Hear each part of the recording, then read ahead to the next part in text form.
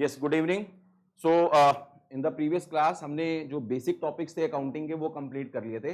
Basic topic में याद है मैंने आप लोगों को एक कंसेप्ट अभी छुड़वा रखा है। मैंने बोला था कि आगे कभी मैं बताऊंगा आप लोगों को, एक आउटस्टैंडिंग एक्सपेंस का और एक प्रीपेड एक्सपेंस का। और एक चीज और मेरे को बतानी है बच्चे, मेरे को बताने हैं मेथड्स ऑफ अकाउंटिंग। ठीक है, मेथड्स, बेसिस ऑफ अकाउंटिंग। सुना है कभी आपने 11th में बेसिस ऑफ अकाउंटिंग के बारे में? सुना है कि सुना है? यस, बेसिस ऑफ अकाउंटिंग सुना है? कई बार तो मुझे अंदर से लगता है कि इनको 11th ही रिपीट करानी पड़ेगी पहले।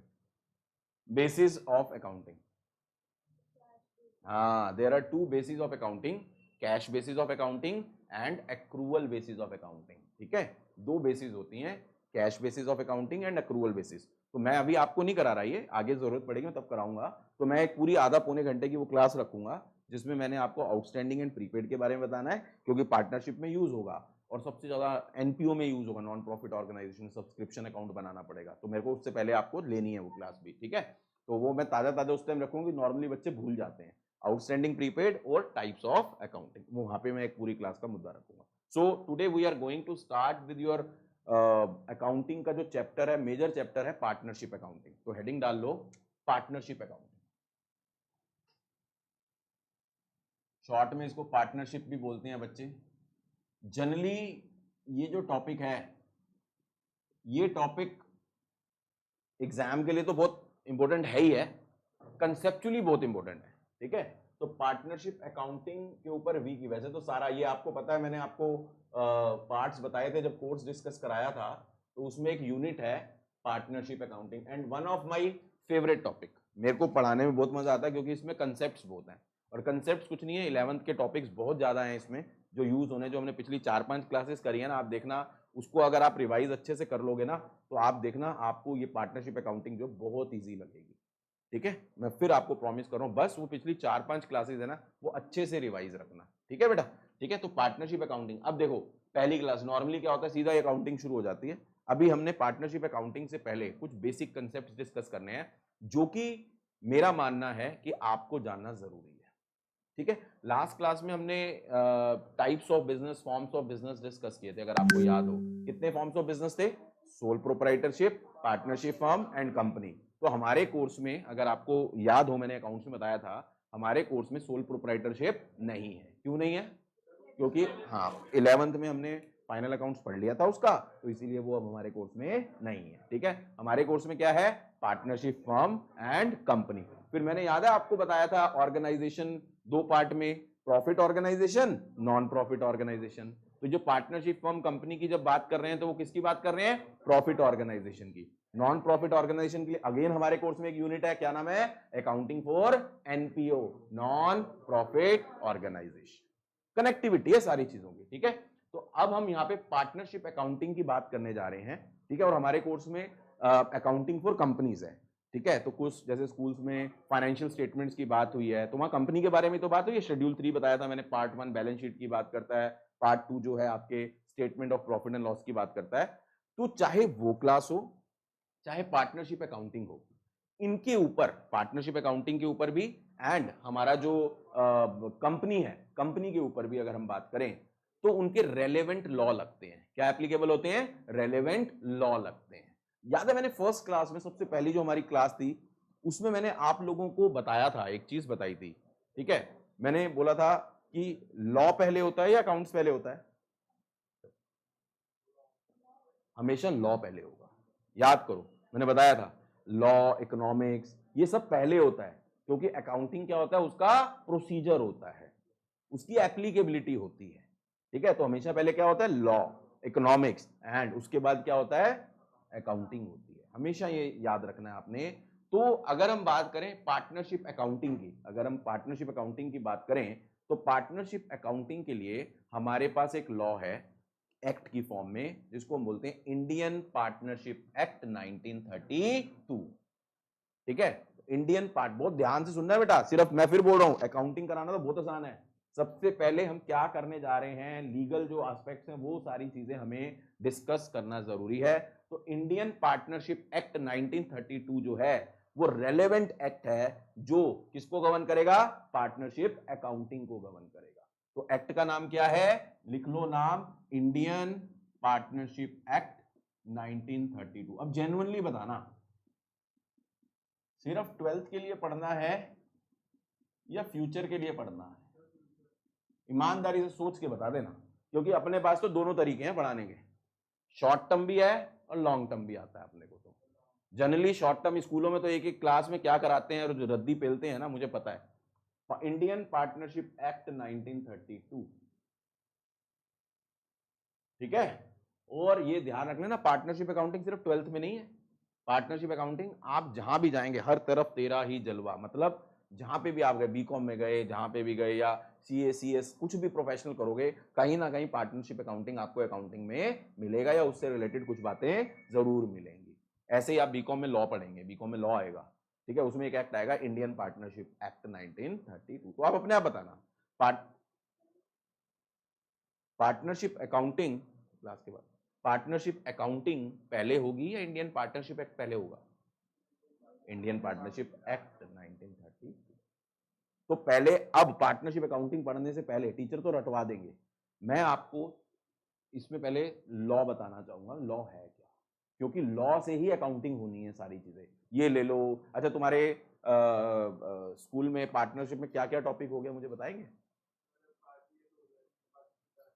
हो गया आधी क्लास में। आज मैं एक क्लास में सिर्फ पार्टनरशिप की डेफिनेशन कराऊंगा, है इंटरेस्ट ऑन कैपिटल हो गया, एप्रोप्रिएशन अभी स्टार्ट हुआ, P&L एप्रोप्रिएशन, हाँ तो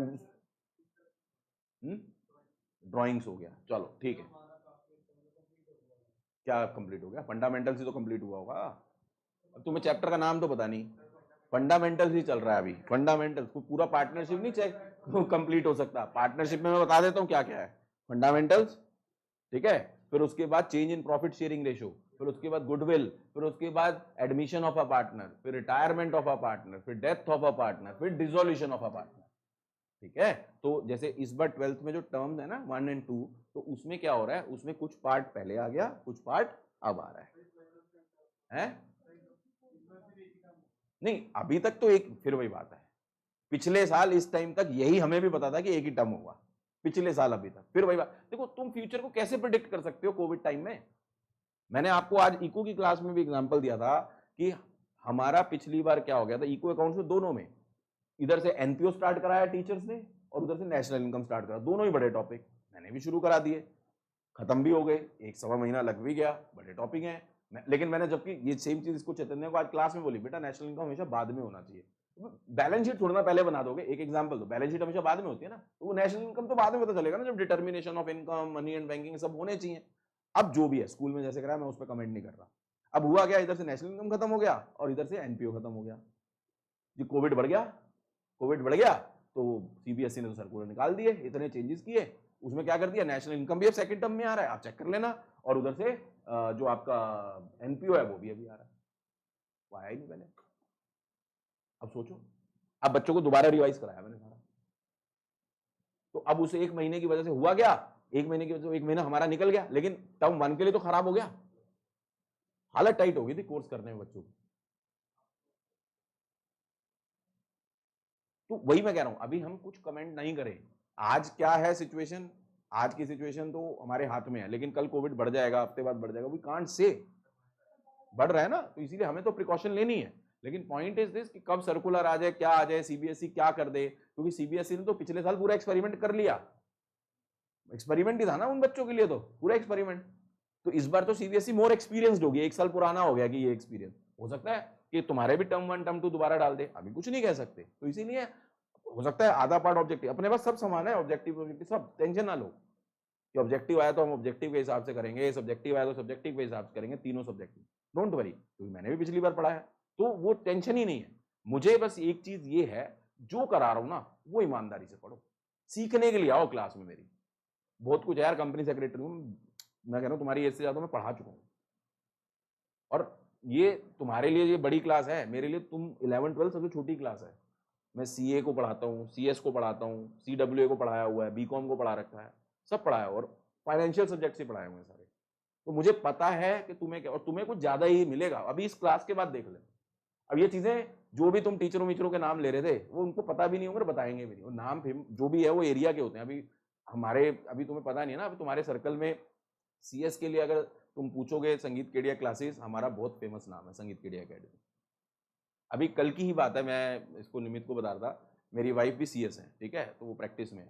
तो वो किसी क्लाइंट के यहाँ गई, तो उस क्लाइंट के यहाँ जो कंपनी थी, वो कंपनी सेक्रेटरी उसकी ज्योति नाम है उसका, ठीक है। तो वो भागती भागती मेरी वाइफ के पास आई, मैम आप पुनीत सर की वाइफ हैं? कह रहे हाँ, आप कैसे जानते हो पुनीत सर को? सर वो तो मेरे आइडल हैं, मेंटर हैं, उन्होंने मेरे को 2012 में पढ़ाया था। अब देखो कहाँ से रिलेशन निकलते हैं, 10 साल पुराना बच्चा मेरे को वो अप्रिशिएट कर रहा है। तो हमने ये गुडविल कमाई है भाई, पैसा तो जो कम ज्यादा जो कमाया है, लेकिन गुडविल बहुत कम। ठीक है, आज तुम अभी मेरे को जानते नहीं हो, अभी आप लोग 1 महीना मेरे से जब चीजें सेट हो जाएंगी ना सारी, तो फिर आप देखना, आपको खुद ही, और स्कूल में कंपेयर करते रहना और आसपास भी कंपेयर कर लेना कि क्या मिल रहा है क्या नहीं। कचरा खिलाया जा रहा है और कुछ नहीं खिलाया जा रहा, मैं फिर बोल रहा हूँ। ठीक है, मैंने इसीलिए पूछा, पार्टनरशिप अकाउंटिंग में सीधा आपको फंडामेंटल से स्टार्ट कर सकता हूँ, लेकिन उससे पहले पार्टनरशिप एक्ट कहता क्या है, लॉ क्या है, वो चीजें समझना बहुत जरूरी है बेटा। ठीक है, तो उनको समझना है बहुत बहुत ज्यादा जरूरी, नहीं तो बेटा लाइफ में पीछे रह जाओगे। तो इंडियन पार्टनरशिप एक्ट जो है 1932 पार्टनरशिप, अभी मैं बीच बीच में तुमसे पूछूंगा क्योंकि तुम पढ़ चुके हो, ठीक है, तो पूछूंगा, देखना तुम्हें अपने आप से चीजों में इंटरेस्ट आएगा और डाउट्स आएंगे बहुत सारे, अच्छा सर ये कैसे ये कैसे, क्योंकि तुमने बहुत सारी चीजें मन गढ़ंत सुन रखी है, पता ही नहीं है अपने आप में। जो पार्टनरशिप की डेफिनेशन है ना, पूरी एक क्लास किया है, अभी कराऊंगा। अब वही मैंने तभी पूछा, वैसे पढ़ना चाहते हो नहीं पढ़ना चाहते तो साफ है, रट्टा मारना तो मार लो, लाइफ में पीछे रहोगे। अभी तो नंबर तो मैं वैसे ही ला के दिखा दूंगा तुम्हें। तो इंडियन पार्टनरशिप एक्ट, अब क्वेश्चन है और बोलो सर ये 1932 है, ठीक है, भारत तो आजाद हुआ था 1947 में, इसके भी आंसर है मेरे पास। तो क्यों है 1932 है, तो हमारे लिए क्यों है ये? तो अब सुनो, अब मेरी पूरी 1 घंटे की गाथा सुनना, टाइम मत देखना, कहीं जाने की जरूरत नहीं, हम यही है। और मेरे साथ बैठे हो कभी टाइम देखना भी मत, वो 1.5-2 घंटे जो काउंट वाउंट मुझे तो पता ही नहीं चलता, चलते चलते मैं फ्लो में ही आ जाता हूँ।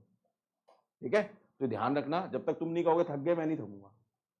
तो Indian partnership act 1932 is the law जो पार्टनरशिप अकाउंटिंग को क्या करता है, गवर्न। सबसे पहला पॉइंट यही है कि which act governs the partnership accounting, answer is Indian partnership act 19। अब ये ऑब्जेक्टिव का पहला क्वेश्चन बनता है, ऑब्जेक्टिव क्वेश्चन है ना, 4 ऑप्शन दे देंगे, इंडियन कॉन्ट्रैक्ट एक्ट दे देंगे, इंडियन पार्टनरशिप एक्ट दे देंगे, cell of goods act they देंगे, नेगोशिएबल इंस्ट्रूमेंट एक्ट दे देंगे।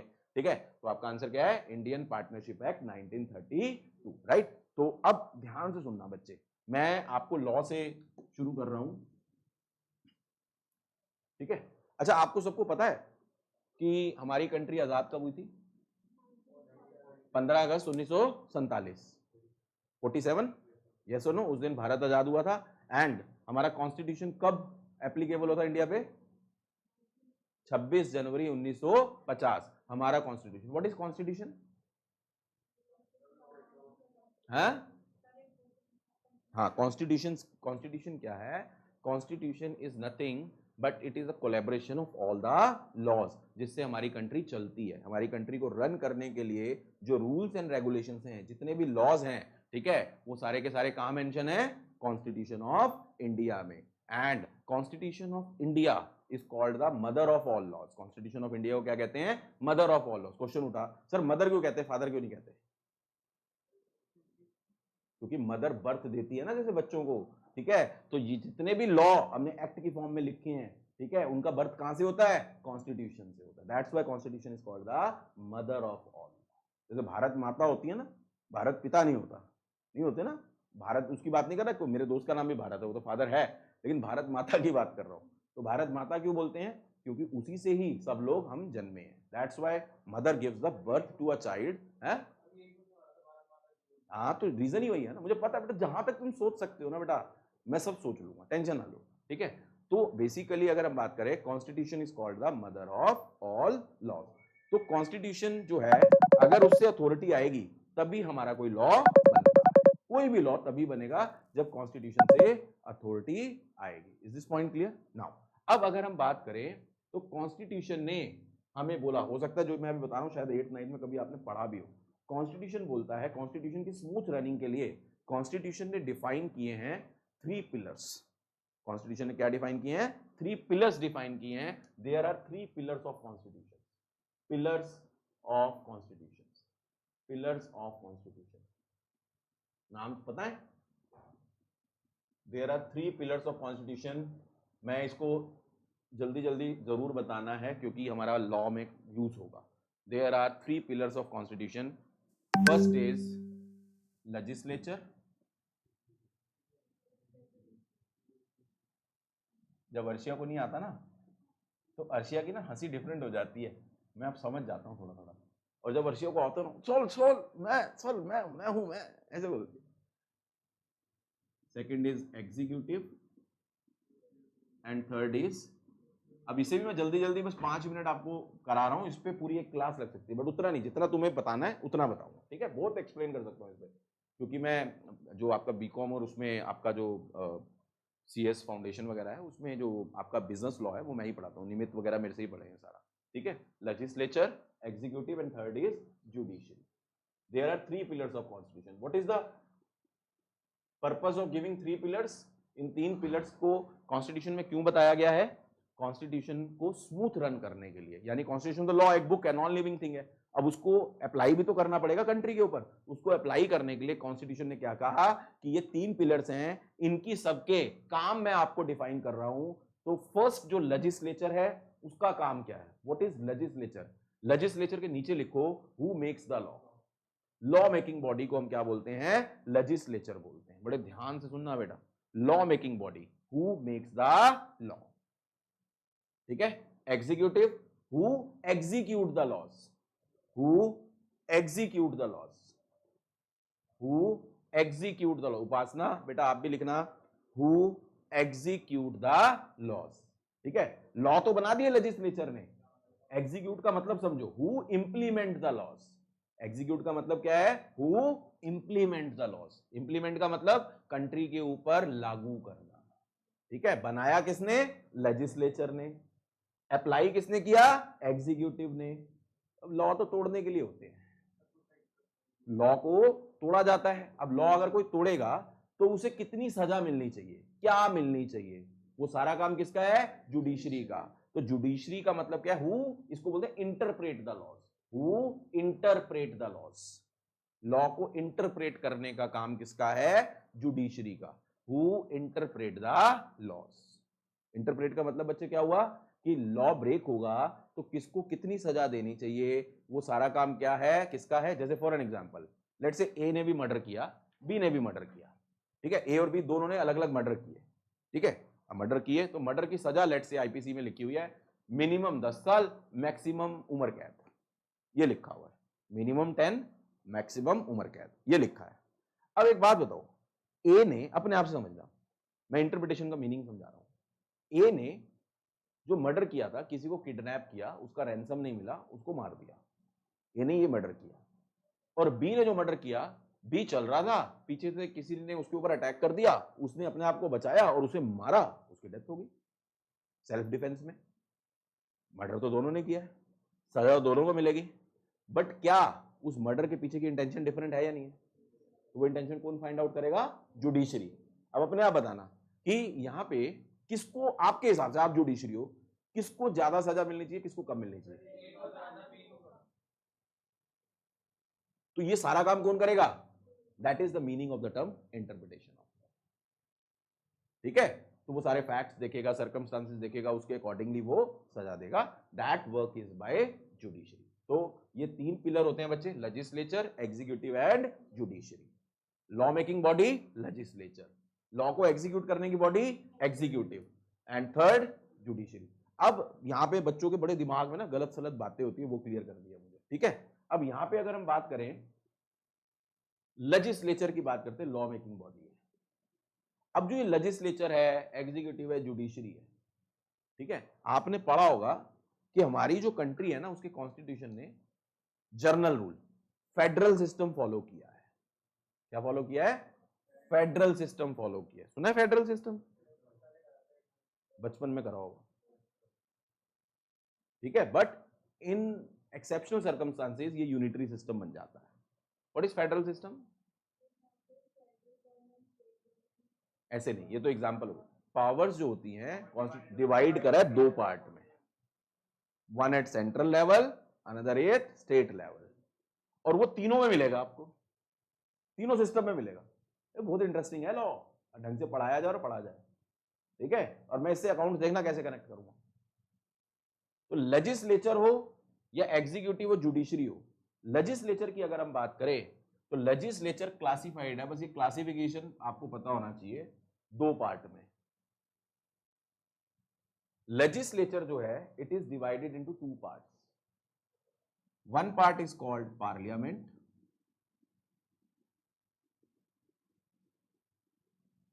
another is called state legislature. पूरा लिखना बेटा आप, पार्लियामेंट एंड स्टेट लेजिस्लेचर। दो पार्ट में क्यों है?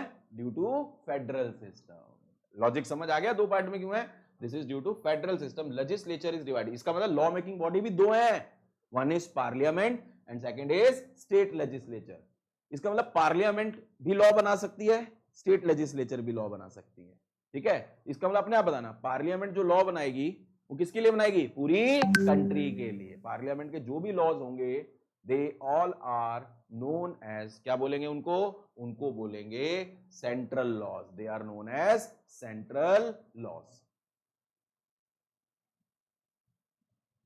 हाँ बेटा, तो लेजिस्लेचर दो पार्ट में डिवाइड है, पार्लियामेंट एंड स्टेट लेजिस्लेचर। तो पार्लियामेंट भी एक लॉ मेकिंग बॉडी है, स्टेट लेजिस्लेचर भी एक लॉ मेकिंग बॉडी है, राइट? दोनों लॉ मेकिंग बॉडी है, ठीक है। लेकिन पार्लियामेंट जो लॉ बनाएगा वो किसके लिए बनाएगा? पूरी कंट्री के लिए। एंड स्टेट लेजिस्लेचर जो लॉ बनाएगा वो पर्टिकुलर स्टेट के लिए एप्लीकेबल होंगे। That is the difference between parliament and state. Sir अब कौन से लॉ कैसे बनेंगे? तो मैंने कहा ना पूरी कहानी बता सकता हूं, इसकी आपको जरूरत नहीं है, ठीक है। अब देखो क्यूरोसिटी आएगी इसके लिए ना, हमारे ना क्या कहते हैं लिस्ट दी हुई है, union list, state list and concurrent list, सुना होगा आप लोगों ने। तो यूनियन लिस्ट में एंट्रीज हैं, ठीक है, जितनी भी एंट्रीज हैं उस पर लॉ मेकिंग पावर किसके पास है? पार्लियामेंट के पास। स्टेट लिस्ट में स्टेट लिस्ट की स्टेट लिस्ट लेजिस्लेचर के पास। और देखो सारी चीजें जुड़ी हुई हैं, देखो कंकरेंट लिस्ट में पावर दोनों के पास है, लेकिन कभी अगर नहीं कभी चलती नहीं, कभी कॉन्ट्राडिक्शन होगा तो एक बार घर में पापा की चलेगी बेटे की? पापा की जनरली तो, बाकी तुम्हारे घर में मुझे पता नहीं, मेरे घर में तो पापा की चलती है। तो इसका मतलब पार्लियामेंट का लॉ वहां पे प्रिवेल कर जाएगा ओवर स्टेट लेजिस्लेचर। अब ये पार्लियामेंट भी फर्दर डिवाइड है, पार्लियामेंट भी फर्दर डिवाइड है, स्टेट लेजिस्लेचर भी फर्दर डिवाइड है। पार्लियामेंट जो फर्दर डिवाइड है ना वो दो पार्ट में है, लोकसभा, राज्यसभा।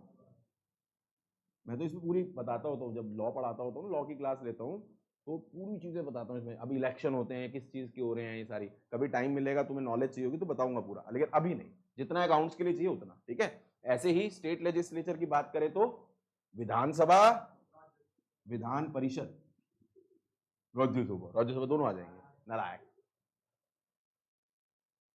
ठीक है। Lok Sabha is called the lower house और Rajya Sabha is called the upper house.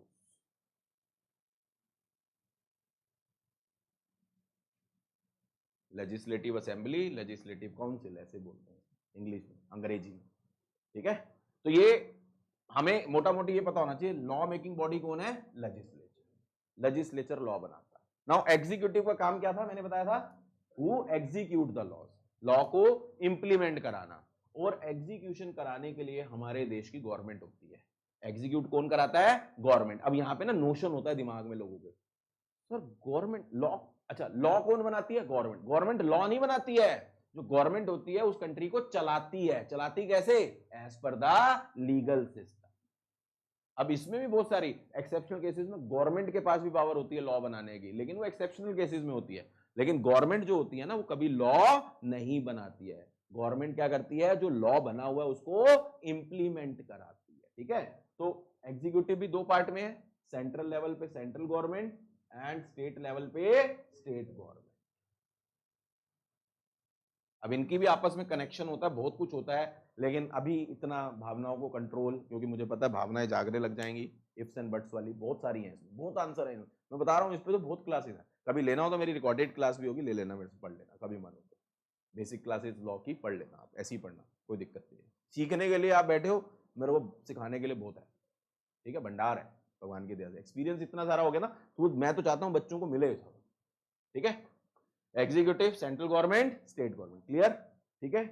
तो आपसे मेरे बच्चे ये नहीं बोलेंगे लॉ कौन बनाता है, गवर्नमेंट। रॉन्ग है। लॉ कौन बनाता है, लेजिस्लेचर। गवर्नमेंट का काम क्या है, उस लॉ को एग्जीक्यूट करना। इसका मतलब जो लेजिस्लेचर ने लॉ बनाए, सॉरी पार्लियामेंट ने लॉ बनाए होंगे, उसको एग्जीक्यूट करने की पावर किसके पास होगी, सेंट्रल गवर्नमेंट के पास। देखो कनेक्ट करो, सारी अपने आप होंगी। और जो स्टेट लेजिस्लेचर की, जैसे यूपी का लॉ है, तो वहां के स्टेट लेजिस्लेचर ने अगर बनाया तो उसको यूपी में ही एप्लीकेबल, कोई वो दिल्ली में थोड़ा ना एप्लीकेबल हो जाएगा, होगा भी यूपी में एप्लीकेबल, तो उसको अप्लाई करने की पावर वहां की स्टेट गवर्नमेंट। आई होप सो क्लियर होगा ये पॉइंट। Next, judiciary.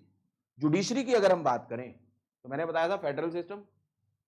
जुडिशरी भी दो पार्ट में बेसिकली, एक सेंट्रल लेवल पे और पर्टिकुलर स्टेट लेवल पे। Highest court of India judiciary किस फॉर्म में होती है, कोर्ट्स की फॉर्म में। तो हाईएस्ट कोर्ट ऑफ इंडिया कौन सी है, सुप्रीम कोर्ट। तो हमारी कंट्री में सुप्रीम कोर्ट कितनी है, एक ही है, क्योंकि वो एक कंट्री के लिए एक ही है, इसीलिए रीजन है उसका, एक ही कोर्ट है वो सुप्रीम कोर्ट। कोई आगे ना सुप्रीम कोर्ट कितनी है, ये मैं बता रहा हूं, मजाक समझ रहे होगे तुम। कई बार बच्चे आते हैं 12th पास करके, बीकॉम पास करके, उनको यही नहीं पता होता सुप्रीम कोर्ट। उनको लगता है क्योंकि दिल्ली में रहते हैं, दिल्ली में सुप्रीम कोर्ट दिल्ली में है, तो होगी कहीं और भी होगी। तो ऐसा नहीं है, सुप्रीम कोर्ट सिर्फ एक ही है, ठीक है। सुप्रीम कोर्ट सिर्फ एक है पूरी कंट्री के लिए, इसलिए इसको सेंट्रल कोर्ट बोलते हैं, पूरी कंट्री के, ठीक है। उसके अलावा जो हायरार्की अब मैं लिखवा रहा हूं, ठीक है, वो हर स्टेट में होती है। हो गया ना, फेडरल सिस्टम फॉलो हो गया, ये एक कंट्री की एक। उसके अलावा जो नीचे की हायरार्की लिखवा रहा हूं, ये छोटी सी हायरार्की लिखवा रहा हूं, वो हायरार्की हर स्टेट में चलती है। सुप्रीम कोर्ट के नीचे जो कोर्ट होती है वो हाई कोर्ट होती है। हाई कोर्ट के नीचे होती है डिस्ट्रिक्ट कोर्ट। मैं लॉ भी कर रहा हूँ, एलएलबी भी कर रहा हूँ, मेरे को टाइम मिल गया इस बार कोविड में, तो मैं इस साल अभी ये जून में मेरे फाइनल सेमेस्टर के पेपर हो जाएंगे, मैं एलएलबी भी मेरी कंप्लीट हो जाएगी। मेरा बहुत टाइम से पेंडिंग थी, समय ही नहीं मिलता था। ये एक अच्छा काम हुआ हमारे टीचर्स के लिए कि सबने आगे एजुकेशन कंप्लीट करी। तो मेरी अभी पीछे पेपर खत्म हुआ, अभी 6 सेमेस्टर के जून जुलाई में, अगर कोविड नहीं आया तो मैं एलएलबी भी मेरी हो जाएगी, ठीक है।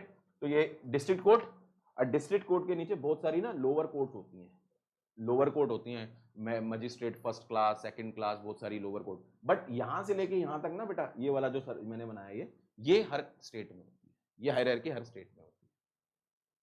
अब इसमें कौन सा केस जाता है कौन सा नहीं, जब एलएलबी करोगे तो आपको चीजें पता चलेगी। This is what our constitution is all about, pillars are all about. एक बार फटाफट से, how many pillars are there, 3 pillars. First legislature, second executive, third judiciary. Legislature का काम क्या है, लॉ बनाना, हिंदी में बोलो कोई बात नहीं, हु मेक्स द लॉ, ठीक है। एग्जीक्यूटिव का काम एग्जीक्यूट द लॉज, एंड तीसरा जुडिशरी, ठीक है। जुडिशरी का काम क्या है, इंटरप्रेट करना, ठीक है। और लेजिस्लेचर दो पार्ट में, parliament, state legislature. Parliament further divide by Lok Sabha and Rajya Sabha, state legislature Vidhan Sabha, Vidhan Parishad. Executive दो पार्ट में, सेंट्रल गवर्नमेंट, स्टेट गवर्नमेंट, ठीक है। Judiciary supreme court, high court, district. अच्छा एक चीज आज बताता हूँ, इकोनॉमिक्स में जो आप बता रहे थे, मिनिस्ट्री ऑफ फाइनेंस बता रहे थे ना, एक चीज बता रहे थे, मैं एक चीज हल्की सी और बता दूं, पीला है ना पूरा बताने का भी, ठीक है। जितनी भी ये गवर्नमेंट होती है, चाहे वो सेंट्रल गवर्नमेंट हो चाहे स्टेट गवर्नमेंट हो, ठीक है, it is, what is central government, central government क्या है, अगर सेंट्रल गवर्नमेंट को डिफाइन करना हो तो क्या है, व्हाट इज सेंट्रल गवर्नमेंट। तो central government is the group of different ministries, group of different, लिखना नहीं है, ग्रुप ऑफ मिनिस्ट्रीज। यानी सेंट्रल गवर्नमेंट में बहुत सारी मिनिस्ट्रीज आती हैं, क्या आती हैं, मिनिस्ट्रीज आती हैं। तो एंड सेंट्रल गवर्नमेंट का एक हेड होता है, सेंट्रल गवर्नमेंट का एक क्या होता है, हेड होता है। उस हेड को हम प्राइम मिनिस्टर बोलते हैं। Who is the head of central government, prime minister is the head of. Modi ji मत बोलना, प्राइम मिनिस्टर बोलो, प्राइम मिनिस्टर चेयर है, मोदी जी आज हैं कल नहीं है, ठीक है। तो जो प्राइम मिनिस्टर की चेयर पे बैठा है, ठीक है, वही वो प्राइम मिनिस्टर। सेंट्रल गवर्नमेंट का हेड कौन है, प्राइम मिनिस्टर। और सेंट्रल गवर्नमेंट में मैंने क्या बताया, डिफरेंट मिनिस्ट्रीज होती हैं, लाइक मिनिस्ट्री ऑफ फाइनेंस, ठीक है, होम मिनिस्ट्री, रेलवे मिनिस्ट्री, बहुत सारी आपने सुनी होंगी मिनिस्ट्रीज। तो कॉम्बिनेशन ऑफ मिनिस्ट्रीज होती हैं। इसका मतलब ये जो लॉज हैं, ये जो लॉज हैं, आप समझो, ये लॉज जो हैं, इसका मतलब ये लॉ डिफरेंट डिफरेंट चीजों पे बने होंगे। इसका मतलब अब सेंट्रल गवर्नमेंट में भी उन्होंने क्या कर दिया, बाइफर्केशन कर दिया। हर मिनिस्ट्री को रेलेवेंट लॉ को क्या करना पड़ेगा, अप्लाई करना। लॉजिक समझ आता है। तो मिनिस्ट्री ऑफ फाइनेंस किससे रिलेटेड चीजें देखेगी, जो हमारी कंट्री के फाइनेंस से रिलेटेड पॉइंट्स हैं उनको कौन देखेगी, ministry of finance. Like taxation है और बहुत सारी चीजें हैं, वो सारी चीजें कौन देखेगी। ऐसे ही रेलवे से रिलेटेड कौन देखेगी, रेलवे मिनिस्ट्री। हमारी डिफेंस मिनिस्ट्री है, होम मिनिस्ट्री है, वो सारे काम, सब चीजें बांट रखी हैं। डेलीगेशन कर रखा है प्रॉपर, बिजनेस स्टडीज में बताऊंगा डेलीगेशन ऑफ अथॉरिटी, ठीक है। ये पॉइंट समझ आता है। सेंट्रल गवर्नमेंट इसी के पैरेलल, इसी अब स्टेट गवर्नमेंट में क्या है, parallel same group of ministries. इसका मतलब स्टेट गवर्नमेंट में भी क्या है, मिनिस्ट्रीज है, लेकिन डिफरेंस क्या है, सेंट्रल गवर्नमेंट की जो मिनिस्ट्रीज हैं वो पूरी कंट्री के लिए है, स्टेट गवर्नमेंट की जो मिनिस्ट्री है वो किसके लिए, पर्टिकुलर स्टेट के लिए, ठीक है। और सेंट्रल गवर्नमेंट का भी अपना हेड होगा, उसे हम क्या बोलेंगे, chief minister. The head of sorry state government का हेड जो होगा उसे हम क्या बोलेंगे, चीफ मिनिस्टर। सेंट्रल गवर्नमेंट के हेड को क्या बोलेंगे, प्राइम मिनिस्टर।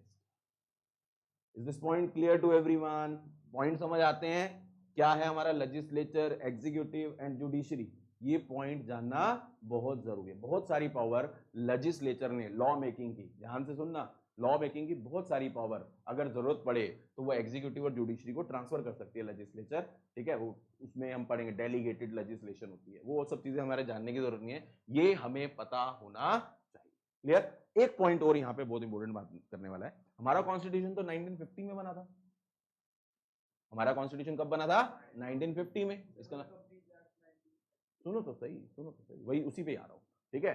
तो हमारा जो कॉन्स्टिट्यूशन है 1950 में अप्लाई हुआ था, इसका मतलब हम आजाद 1947 में हुए थे, ठीक है। तो हमें तीन साल जो भी लगा कॉन्स्टिट्यूशन बनाने में लगा। एंड हमारा कॉन्स्टिट्यूशन क्या है, ठीक है, हमारा कॉन्स्टिट्यूशन जो है it is a cut copy paste of different countries का कॉन्स्टिट्यूशन, लाइक यूएसए का लिया हमने, ऑस्ट्रेलिया का लिया, सिंगापुर, तो हमने बहुत सारी कंट्रीज का, लेकिन विद मॉडिफिकेशंस। मॉडिफिकेशंस का मतलब क्या, कि हमने उन लॉज को उठाया और हमने अपनी कंट्री के हिसाब से जो रिक्वायरमेंट्स थी, जो नीड्स थी, उसके अकॉर्डिंगली उसको क्या कर दिया, चेंज कर दिया, मॉडिफाई करके, और हमने अपनी कंट्री पे। और आपको पता है जो हमारा कॉन्स्टिट्यूशन है वर्ल्ड का बिगेस्ट कॉन्स्टिट्यूशन, वर्ल्ड का क्या है, biggest and totally written constitution, पूरा रिटन कॉन्स्टिट्यूशन, ठीक है, ये रिटन कॉन्स्टिट्यूशन, ठीक है।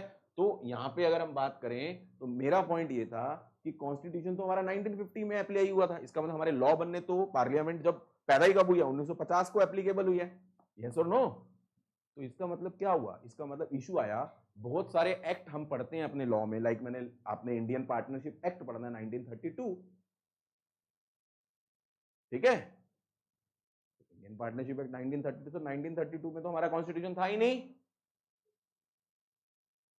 नहीं था ना, यही यही आंसर। अब सुनो, तो सर बहुत सारे ऐसे एक्ट थे जो बिफोर 1950 थे, वो एक्ट हमने अपनी रिक्वायरमेंट के हिसाब से क्या कर लिए, इंडिया के ऊपर अप्लाई कर दिए। जैसे मैं 2-3 एग्जांपल देता हूं, इंडियन पार्टनरशिप एक्ट 1932 जो आप फ्यूचर में पढ़ेंगे भी, कब पढ़ेंगे, जब बीकॉम में जाएंगे। Sale of goods act 1930, negotiable instrument act 1881, ठीक है। आपने जो bills of exchange promissory note पढ़ा ना, तो उसमें लिखा bills of exchange promissory note is governed by negotiable instrument act, they are negotiable instrument, ठीक है। तो वो 1881 का है। इंडियन कॉन्ट्रैक्ट एक्ट 1872, ये ऐसे बहुत सारे एक्ट हैं, इंडियन स्टैंप एक्ट, ठीक है, बहुत सारे ऐसे एक्ट्स हैं जो बिफोर 1950 के हैं, लेकिन हमें जरूरत थी उन एक्ट्स की, तो हमने क्या किया, हमने उन्हीं एक्ट को इंडिया के ऊपर सेम अप्लाई कर दिया। एंड क्योंकि वो 1950 से पहले के थे, तो सर वो हमने बनाए नहीं है, इसको बोलते हैं एडॉप्शन ऑफ लॉ। हमने उसको क्या कर लिया, एडॉप्ट कर लिया। गोद ले लेते हैं ना बच्चे को, तो हमने उसको क्या कर लिया, एडॉप्ट कर लिया, वैसे का वैसे। तो अगर आपसे कोई क्वेश्चन पूछे 1932 का एक्ट है, हमारा कॉन्स्टिट्यूशन तो 1950 में अप्लाई हुआ था, तो ये कैसे हो गया, तो आंसर क्या दोगे, एक ही लाइन बोलना, जो पढ़ा लिखा होगा अपने आप समझ जाएगा, सर ये क्या है, एडॉप्शन ऑफ लॉ। ये सारे बिफोर 1950 वाले जो लॉज हैं हमारे क्या हैं, हमने एडॉप्ट करे हैं अपने कॉन्स्टिट्यूशन में। हमें उसमें जो मॉडिफिकेशन करने थे हमने करे, लेकिन हमने उसके ईयर में कोई चेंज, क्योंकि हमने उस एक्ट को बनाया नहीं।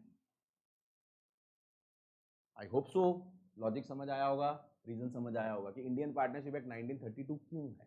मैंने ये मीनिंग बताया है कि क्यों है, क्योंकि ये एडॉप्शन ऑफ लॉ है। अब जैसे कंपनीज एक्ट की बात करते हैं, अभी हम कंपनीज एक्ट पढ़ेंगे 2013, ठीक है, इससे पहले था 1956, ठीक है, उससे पहले भी बहुत सारे कंपनीज एक्ट थे। तो जो 1956 कंपनीज एक्ट था, वो अपने आप बताओ एडॉप्शन ऑफ लॉ था या हमारा खुद का बनाया हुआ था, हमारा खुद का बनाया हुआ।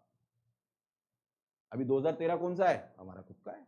कंज्यूमर प्रोटेक्शन एक्ट पढ़ोगे 2019, हमारा खुद का है।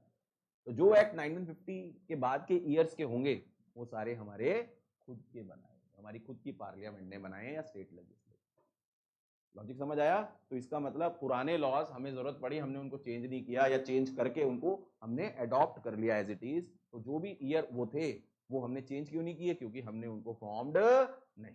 तो जिनको फॉर्म करेंगे, और फॉर्म 1950 के बाद ही करेंगे, क्योंकि उससे पहले तो उसकी पार्लियामेंट थी नहीं, हमारी इंडियन पार्लियामेंट थी नहीं, अंग्रेजों की थी ना वो तो, ठीक है। तो उसी इसी वजह से इनको हम बोलते हैं adoption of. I think life में कुछ नई चीजें सीखने को मिलेंगी ये, और ये जिंदगी के साथ भी जिंदगी के बाद भी LIC की पॉलिसी की तरह समझना इसको, ये बहुत इंपॉर्टेंट है। तेरे दिमाग में कुछ चल रहा है जैन साहब? बताओ कुछ भी, हल्का हल्का, थोड़ा थोड़ा चल तो रहा है। अरे बेटा अभी एक ही हफ्ता हुआ पढ़ाते हुए, लेकिन मैं तुम्हारी आंखों से पहचान लूंगा, गारंटी है। कुछ तो चल रहा है इसके दिमाग में, बट ना वो कनेक्ट नहीं कर पा रहा, ये सोच रहा है कि मैं पूछूं या ना पूछूं, वो वाहियात क्वेश्चन ना बन जाए। कैसे बन नहीं रहा? मैंने क्या बोला बेटा? मैं तो, मेरे को तो काउंट भी है मैंने तुम्हारे से कितने बच्चे पढ़ा दिए यार। वो लोग लिखते हैं ना मैंने 5,000 पढ़ा दिए, 6,000 पढ़ा दिए, ध्यान नहीं, ठीक है। ये तो मेरे फेसबुक पे फ्रेंड्स हैं 5-6 हज़ार के, ठीक है। अभी तो मैं एक्सेप्ट ही नहीं करता, मैं उन्हीं को करता हूँ जिनके फेस लगे होते हैं। वो जो जिस किसी का शाहरुख खान लगा हो और दिया मिर्जा लगी हो ना, मैं उसको करता ही नहीं। हाँ और क्या, कौन है भाई तू? पता नहीं, मैं कैसे जानता हूँ? ठीक है, ये पॉइंट समझ आता है? वो नालायकों, चलें आगे, मूव करें। चलो, तो ये हमारा लेजिस्लेचर, एग्जीक्यूटिव, जुडिशरी। अब अगली बात, अब हमने इंडियन पार्टनरशिप एक्ट पढ़ना है या कंपनीज एक्ट पढ़ना है, ठीक है, कुछ भी पढ़ना है, हमने जो अकाउंट शुरू करना है उसके लिए अगला पॉइंट। आ जाओ जरा, मिटा रहा हूं मैं ये बेटा याद रखने थे, ये नहीं कि आज कर लिया और कल भूल गए, शौक शौक में पढ़ लिया बस खत्म होगी बात, ठीक है।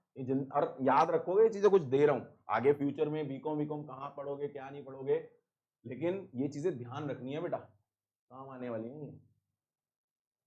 चलो नेक्स्ट पॉइंट बात करते हैं, बहुत इंपॉर्टेंट अगली पॉइंट। देखो बेटा, हमने बिजनेस की बात करी थी, sole proprietorship, partnership and company.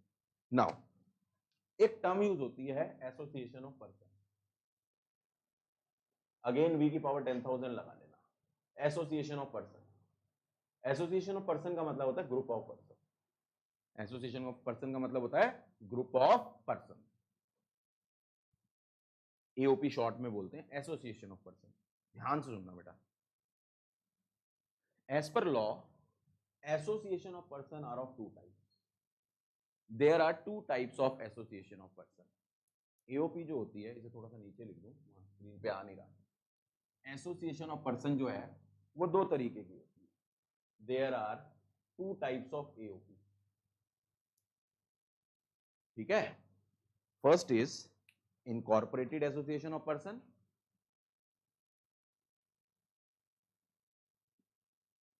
Incorporated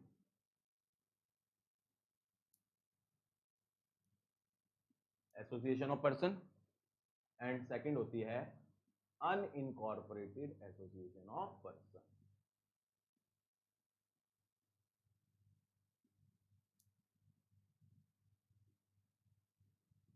there are two types of AOP, ठीक है सर, इनकॉर्पोरेटेड एंड अनइनकॉर्पोरेटेड। बच्चे अगर स्क्रीन पे ना आ रहा हो, मैं रिपीट कर रहा हूं, incorporated association of person and unincorporated association of person, right. अब इसके नीचे जो बोलूंगा वो लिखना, इनकॉर्पोरेटेड क्या होती है, अनइनकॉर्पोरेटेड क्या होती है, मैंने शायद कभी बीच में बताया भी था। इनकॉर्पोरेटेड एसोसिएशन, ये एसोसिएशन ऑफ पर्सन, हम बिजनेस की ही बात कर रहे हैं, ग्रुप ऑफ पर्सन की बात कर रहे हैं। इनकॉर्पोरेटेड एसोसिएशन ऑफ पर्सन, अभी मैं डिक्टेट करता हूं पहले समझना, is that association of person which has a separate legal entity. Incorporated association of person क्या होती है? एक ऐसी association of person which has a separate legal entity. तो लिखो इनकॉर्पोरेटेड के नीचे लिखो एन AOP, यानी an AOP which has a separate legal entity, यानी incorporated association of person is that association of person which has a separate legal entity.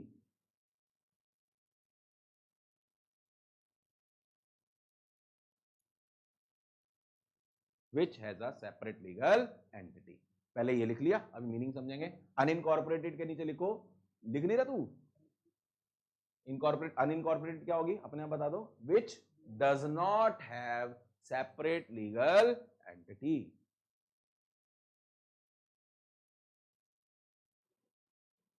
which does not have separate legal entity. दोबारा repeat कर रहा हूं, incorporated association of person is that association of person which has a separate legal entity. Unincorporated एक ऐसी association of person which does not have the separate legal entity. कौन define कर रहा है? ये लॉ डिफाइन कर रहा है, लॉ ने बताया है, ठीक है। तो इसका मतलब अगर हम इनकॉर्पोरेटेड की बात करें, separate legal entity, separate legal entity का मतलब क्या होता है? What is separate legal entity? Owner and business are two different things in the eyes of law. Separate legal entity का मतलब क्या है? Owner and different are two legal entities, two different legal entity, separate legal and, यानी ये ऐसी association of person है जिसकी अपनी एक अलग आइडेंटिटी है in the eyes of law. Unincorporated क्या है? Which does not have the separate legal entity. इसका मतलब यहां अनइनकॉर्पोरेटेड का मतलब क्या होगा? In the eyes of law owner और वो बिजनेस जो है one and the same thing, ठीक है। Owner and business are one and the same thing, ये ध्यान रखना। इसका मतलब वो बिजनेस जो है वो क्या नहीं है? वो एसोसिएशन ऑफ पर्सन है, लेकिन वो इन द आईज ऑफ लॉ क्या नहीं है? पर्सन नहीं। क्यों नहीं है? क्योंकि अनइनकॉर्पोरेटेड, ठीक है। अब बड़े ध्यान से समझना, इनकॉर्पोरेटेड जिसकी सेपरेट लीगल एंटिटी होती है, अनइनकॉर्पोरेटेड जिसकी सेपरेट लीगल। किसने डिफाइन किया है? लॉ ने डिफाइन किया। किसने डिफाइन किया? लॉ ने। नाउ इसका मतलब अब इनकॉर्पोरेटेड को फर्दर क्लासिफाई किया गया, यानी जो सेपरेट लीगल एंटिटी है it is further classified into two categories, यानी जहां आपने डेफिनेशन लिखी थी ना यहाँ पे, उसके नीचे लिखो it is further classified into two categories. Arrow बना दो, उसके नीचे एरो बना दो, जैसे मैंने एरो बनाया ना। देखो इनकॉर्पोरेटेड मीनिंग लिखा विच एज अ सेपरेट लीगल है। अब कौन सी एसोसिएशन ऑफ पर्सन है जिनको इनकॉर्पोरेटेड कहेंगे, ठीक है। तो उसको फर्दर क्लासिफाई किया गया है दो पार्ट में, विच आर फॉर्म्ड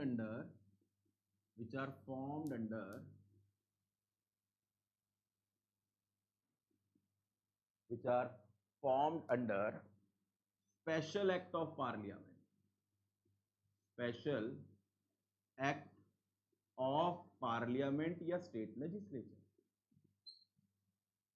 नोट करो नालायकों, यहां जिसको अगर बोर्ड पे नजर नहीं आ रहा मैं बोल रहा हूं, इनकॉर्पोरेटेड का मीनिंग लिखा। फर्दर इनकॉर्पोरेटेड दो कैटेगरी की हो सकती हैं, यानी उनकी सब कैटेगरीज हैं, formed under special act of parliament और स्टेट लेजिस्लेचर। एंड सेकंड है formed under companies act, formed under companies act.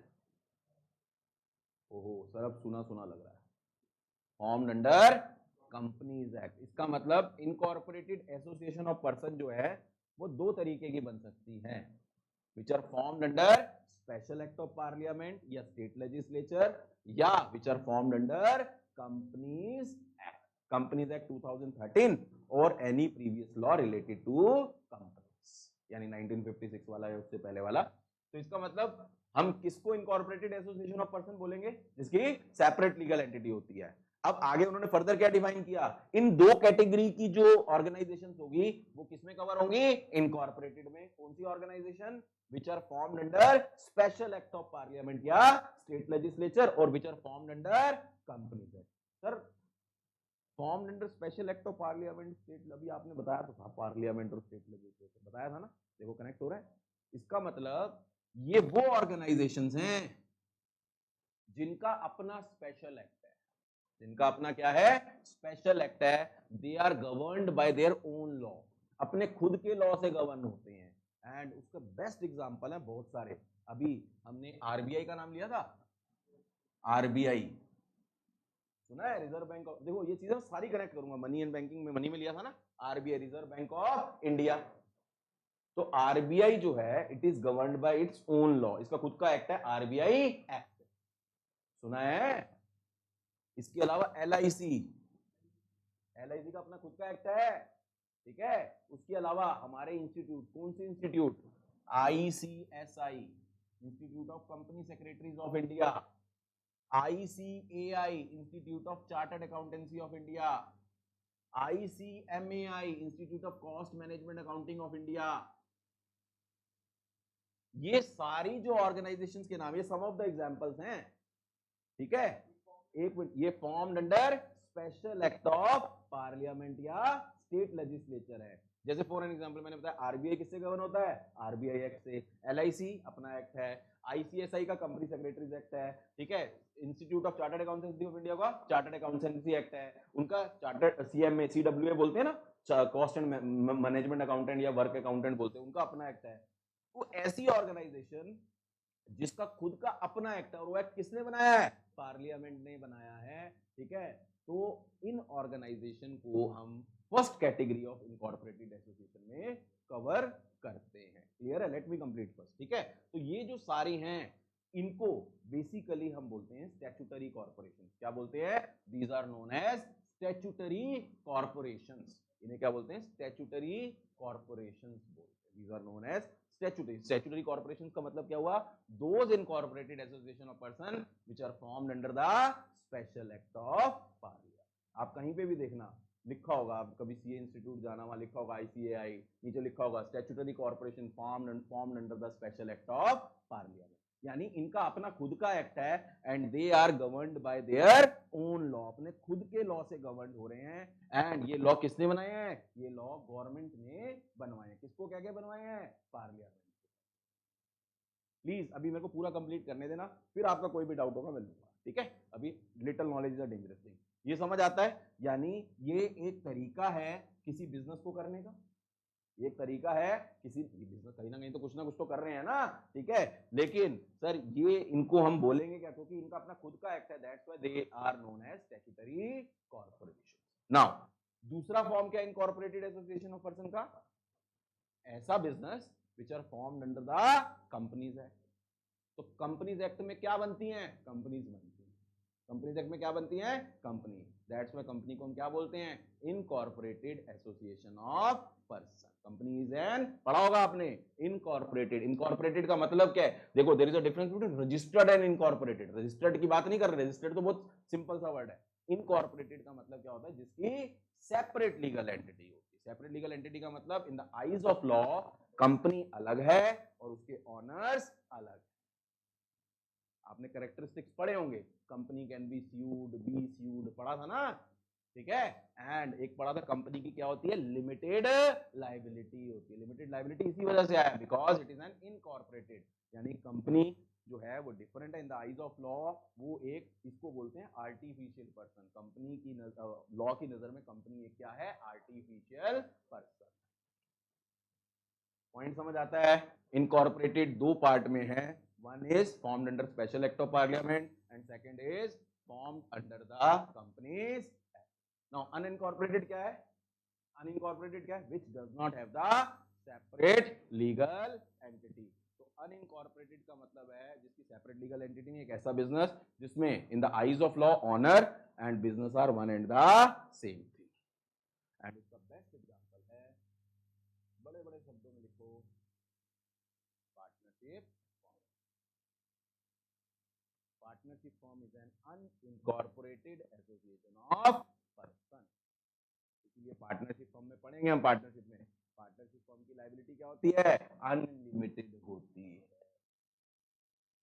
Partnership में पढ़ेंगे अनलिमिटेड का मतलब क्या है, अगर कोई पार्टनरशिप फर्म की लायबिलिटी है, अगर फर्म के असेट से पे नहीं हो रही तो पार्टनर्स के पर्सनल असेट से पे की जाती है। तो अब ये डिफाइन करके हमने किया क्या, लॉ ने हमें आपको ऑप्शन दिया। अच्छा एक बात बताओ, आपको ज्यादा बेटर कौन सी लग रही है, ये वाली जो एसोसिएशन ऑफ पर्सन है फॉर्म अंडर, ये तो हम नहीं कर सकते, आप और मैं तो नहीं कर सकते, ये तो बिजनेस कौन कर सकती है, गवर्नमेंट, ये गवर्नमेंट का काम है, ठीक है।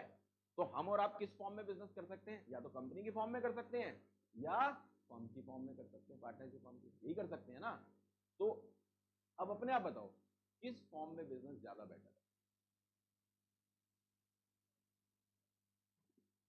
अब कंपनी में बोला कि कंपनी में जो ऑनर्स होते हैं उनकी लायबिलिटी लिमिटेड होती है, ठीक है, उधर पार्टनरशिप फर्म में ऑनर्स की लायबिलिटी क्या होती है, अनलिमिटेड। तो लायबिलिटी के एंगल से तो ज्यादा बेटर कौन सी है, कंपनी। लेकिन लॉ किसको ज्यादा फॉलो करने पड़ेंगे, कंपनी को। कंपनी को ज्यादा करने पड़ेंगे। क्यों? क्योंकि कंपनी में पब्लिक फंड इन्वॉल्व होता है, बताया था मैंने। तो अगर पब्लिक फंड इन्वॉल्व होगा तो उसके ऊपर लोगों की नजर भी ज्यादा होगी, मिसयूज करने के चांसेस ज्यादा होंगे, ठीक है। तो इसीलिए कंपनी के ऊपर लॉज क्या होते हैं, ज्यादा फॉलो करने होते हैं। हाँ, अगर आपको लार्जर स्केल पे काम करना है तो किस फॉर्म में काम करेंगे, कंपनी के फॉर्म में करेंगे। अगर स्मॉल स्केल पे करना है तो आप फॉर्म की फॉर्म में भी करेंगे। तो बेसिकली लॉ ने आपको क्या दिए, ऑप्शंस दिए। क्या दिए हैं, ऑप्शन। ये वाला ऑप्शन तो आपके लिए है ही नहीं, ठीक है। तो लॉ ने आपको बिजनेस करने के ऑप्शन दे दिए कि आप किस फॉर्म में बिजनेस करना चाहते हो। अगर आप कंपनी फॉर्म में करना चाहते हो तो उसके एडवांटेजेस डिसएडवांटेजेस हमने बता दिए। अगर आप फर्म की फॉर्म में करना चाहते हो तो उसके advantages disadvantage. Now it's up to you people, यानी जो बिजनेस स्टार्ट करना चाह रहा है उसको देखना है कि वो किस फॉर्म में बिजनेस करना, which is better. तो आप आंसर देंगे diplomatic. It totally depends upon the facts and circumstances of the case. What is the purpose of the business? If the purpose of the business is to do a small business, then firm can be the suitable one. If the purpose is to expand the business, then company, because company, only company has a right to issue the shares and debentures. पढ़ेंगे हम लोग, ठीक है। Public money तो वो अगर shares की form में लेना चाह रही है, डिबेंचर की फॉर्म में, तो कंपनी। तो प्रॉस एंड कॉन्स दोनों है, कंपनी के भी हैं, और हमेशा ध्यान रखना किसी चीज की एडवांटेज है तो डिसएडवांटेजेस भी होंगी ही होंगी। तो ये आपका एसोसिएशन ऑफ पर्सन है, दो कैटेगरी में डिवाइडेड, ध्यान से सुनना। Incorporated, unincorporated. Incorporated which are formed under the special act of parliament and which are formed under the companies act. और इनकॉर्पोरेटेड एसोसिएशन ऑफ पर्सन किसको कहते हैं, जिसकी separate legal entity. I hope तो सेपरेट लीगल एंटिटी समझ आ गया होगा, ठीक है। Unincorporated which does not have the separate legal entity, and उसका एक बेस्ट एग्जांपल क्या है, पार्टनरशिप फर्म। मेरा क्वेश्चन है आप लोगों से, सोल प्रोप्राइटरशिप कहां आएगा, जिससे पूछूंगा वो आंसर देगा, सोच के आंसर देना। पानी पी लूं मैं जरा। सोल प्रोप्राइटरशिप कहां पे आएगा, आंसर यहीं लिखा हुआ है, वंशिका, और मैं दे भी चुका हूं।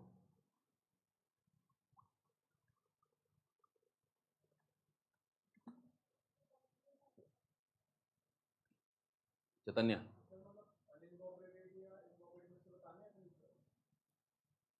कहीं भी बता दे यार। सोल प्रोप्राइटरशिप, अर्शिया, हाँ,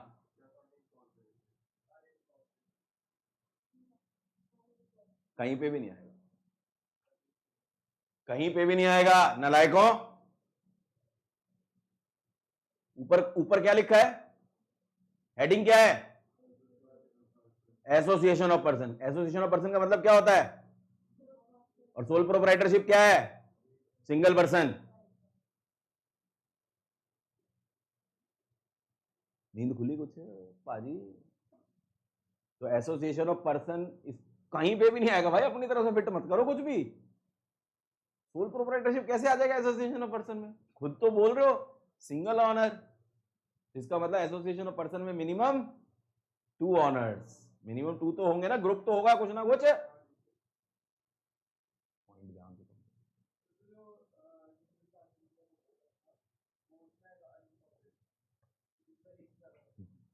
अनइनकॉर्पोरेटेड, उसके भी रीजन है।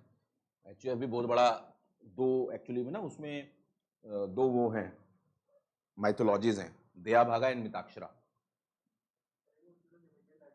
एक मिनट, एचयूएफ में जो, हाँ बताता हूँ अभी, एचयूएफ में भी ना दो अलग अलग केसेस हैं, दया भागा एंड मिताक्षरा। हैं सुनेगा ही पहले, बहुत कुछ पहले। हाँ बेटा तेरा क्वेश्चन क्या है, किसमें किसमें किसमें, नहीं नहीं उसमें बहुत कुछ है, कर्ता की अनलिमिटेड लायबिलिटी होती है, क्यों होती है वो भी लॉजिक है, मैंने बताया ना, उसकी भी है। अरे वो भी बहुत बहुत जगह है, बहुत चीजें हैं। अच्छा, उसकी टैक्स में ट्रीटमेंट अलग है एचयूएफ की, तो इसीलिए उस पर ना जाए तो बेटर है, क्योंकि हमारे कोर्स का भी पार्ट नहीं है। और नॉर्मली फॉर्म्स ऑफ बिजनेस आज की डेट में ना, हिंदू अनडिवाइडेड फैमिली बिजनेस ना आज की डेट में बहुत रेयर एग्जिस्ट करता है, बहुत रेयर। क्यों क्यों रेयर एग्जिस्ट करता है, जॉइंट फैमिलीज है ही नहीं आज की डेट में, सब सेपरेट होते जा रहे हैं, अपना हिस्सा लेते जा रहे हैं, चीजें हटती जा रही है। हिंदू अनडिवाइडेड फैमिली की भी ना डेफिनेशन है कि एंसेस्टर से 3 जनरेशन कंटिन्यूअसली काम कर रही हैं। ऐसे थोड़ा ना किसी को भी एचयूएफ बोल दोगे, ये 4 लोग जी रहे हैं, हम हमारी 2 फैमिली हैं तो हम एचयूएफ हो गए, ऐसे थोड़ा ना होता है, अलग अलग है, टैक्स में अलग ट्रीटमेंट है, तो बहुत चीजें हैं बेटा। तो अभी हम इस पे स्ट्रिक्ट रहते हैं, समझ आया बेटा। मैंने बोला सोल कहीं पे भी नजर आ रहा है सोल प्रोप्राइटरशिप, मैंने बताया ही नहीं, कुछ तो दिमाग लगाओ बेटा। अब देखो चीजों को ना आउट ऑफ बॉक्स भी सोचना सीखो, समझते हो आउट ऑफ बॉक्स। मुझे पता था कोई ना कोई तो आंसर दोगे, अनइनकॉर्पोरेटेड बोलोगे, इनकॉर्पोरेटेड बोलोगे, कुछ तो बोलोगे, बोलना जरूर है। तो ये मैं एक अकाउंट्स का थंब रूल बता रहा हूं। अकाउंट्स में बहुत सारी एडिशनल इंफॉर्मेशन होती हैं, क्वेश्चन के बाद एडिशनल इंफॉर्मेशन होती हैं 10-12, तो बच्चा डर जाता है। क्या डर जाता है? और बहुत सारी एडिशनल, बहुत लेंथी क्वेश्चन है। तो एक थंब रूल है, कई बार उस एडिशनल इंफॉर्मेशन की यही ट्रीटमेंट होती है कि उसकी कोई ट्रीटमेंट नहीं होती, वो आप लोगों को डराने के लिए दी होती है। जो मैंने भी सोल प्रोप्राइटरशिप वाला क्वेश्चन पूछा, इसीलिए पूछा। Got my point?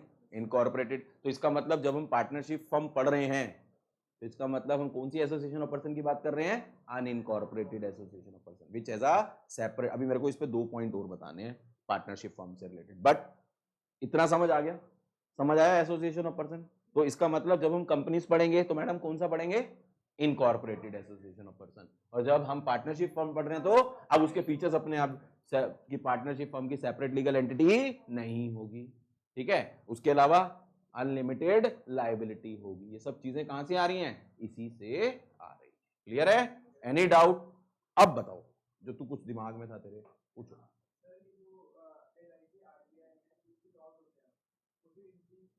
हाँ, सिर्फ इसी के मतलब इनका अपना एक्ट है, सेपरेट एक्ट है, ठीक है। तो ये उसी एक्ट से गवर्न होती है कि आरबीआई का कॉन्स्टिट्यूशन कैसे होगा, एलआईसी में जो लोग काम कर रहे हैं मेंबर्स हैं उनका कॉन्स्टिट्यूशन सेम सब जगह पे, आईसीएसआई में जो मेंबर्स बनेंगे, काउंसिल होगी, तो वो उनका अपना खुद का एक्ट है और कोई लॉ इनके लिए नहीं है। प्राइवेट कंपनी एलआईसी करे? हाँ हाँ, तो मैंने, अरे एलआईसी का मतलब life insurance corporation of India है। नहीं, ये भी कंपनी है, लेकिन ये गवर्नमेंट कंपनी, जो वो एलआईसी है ना, लाइफ इंश्योरेंस कॉर्पोरेशन। देखो मैं बताता हूं, एक होती है इंश्योरेंस, ठीक है। इंश्योरेंस, इंश्योरेंस 2 तरीके की होती है, एक लाइफ होती है, एक नॉन लाइफ होती है, जनरल इंश्योरेंस कहते हैं जिसको, ठीक है। इस इंश्योरेंस को करने वाली बहुत सारी कंपनीज हैं, एक कंपनी का नाम है LIC, life insurance corporation of India limited.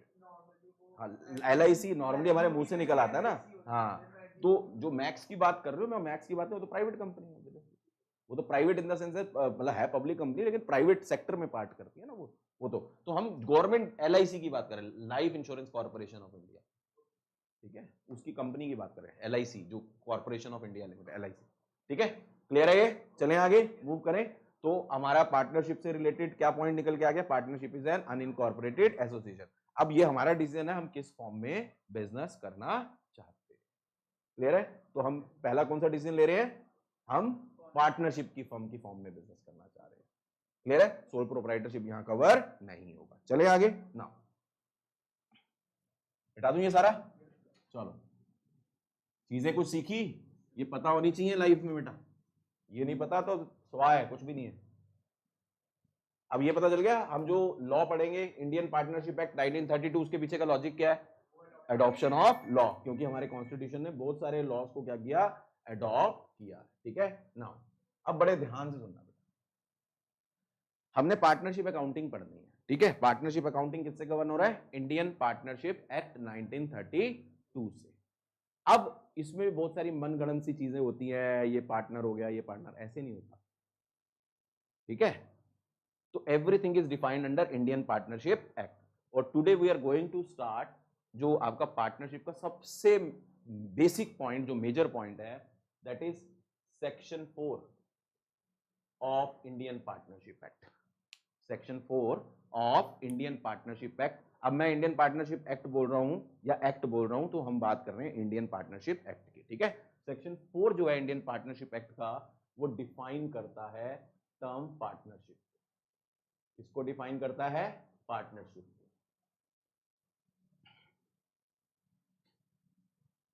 इसके ऊपर v की पावर 10,000 लगा लेना। जो बच्चे पार्टनरशिप स्कूल में शुरू कर चुके हैं, क्या उनको पार्टनरशिप की डेफिनेशन आती है?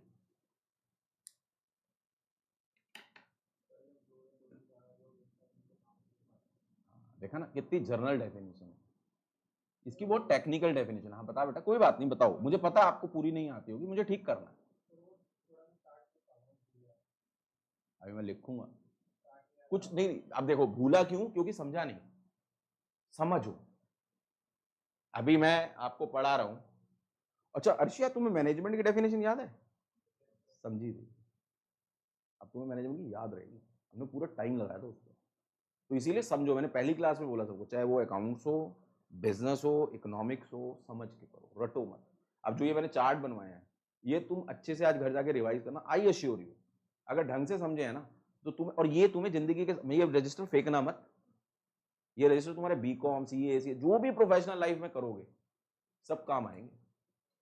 ठीक है, तो पार्टनरशिप की जो डेफिनेशन है, मैं पहले डिफाइन कर रहा हूं पार्टनरशिप की डेफिनेशन क्या है, फिर उसके एक एक वर्ड के मीनिंग है अपने। ठीक है, तो डेफिनेशन क्या है, अभी लिखना मत, मैं इसको यहां लिखवाऊंगा। Partnership is the relation between persons who have agreed to share profits of the business carried on by all और any of them acting for all. हर लाइन का, हर पॉइंट का मीनिंग है। अब टीचर तो कुछ भी बोल देते हैं। ठीक है, अब ध्यान से समझना पार्टनरशिप की डेफिनेशन को कैसे करना है। पार्टनरशिप क्या है, सेक्शन 4 डिफाइन करता है। कौन सा सेक्शन डिफाइन करता है? अब सेक्शन में भी बहुत कहानियां है, सेक्शन के बाद क्या पढ़ना है, सब सेक्शन पढ़ना है, क्या होता है सेक्शन, कभी फ्यूचर में टाइम मिलेगा, क्योंकि लॉ की क्लास नहीं है, अकाउंट्स की क्लास है, तो इस वजह से नहीं, तो इसको भी रीड करने की हायरार्की होती है बेटा, section, sub section, clause, sub clause, para, explanation, proviso. ठीक है, कई बार सेक्शन के बाद डायरेक्ट क्लॉज बोलना होता है, तो कंपनीज एक्ट में कहीं आएगा, बताऊंगा। ठीक है, तो सेक्शन 4 डिफाइन करता है पार्टनरशिप को। सेक्शन 4 किसका? Of Indian partnership. अब देखो पूरा लिखोगे ना मार्क्स मिलेंगे। Indian partnership act 1932 defines the term partnership. ठीक है, डिफाइन करता है पार्टनरशिप मींस, या पार्टनरशिप इज द, कुछ भी बोल सकते हैं। क्या है पार्टनरशिप? मैं पार्ट में बता रहा हूं, पार्ट तोड़ रहा हूं मैं, मतलब उसको। Partnership is the relation, is the relation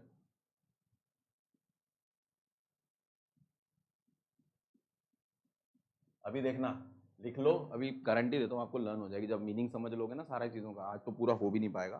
ठीक है, हाँ, नहीं अभी तो तुम, मैं तो कह रहा था partnership is the relation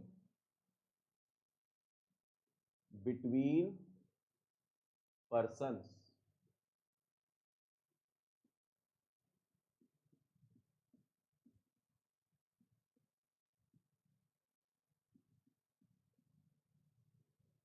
partnership is the relations between persons who have agreed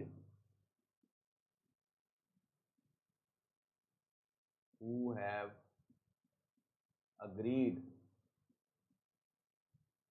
partnership is the relation between persons who have agreed to share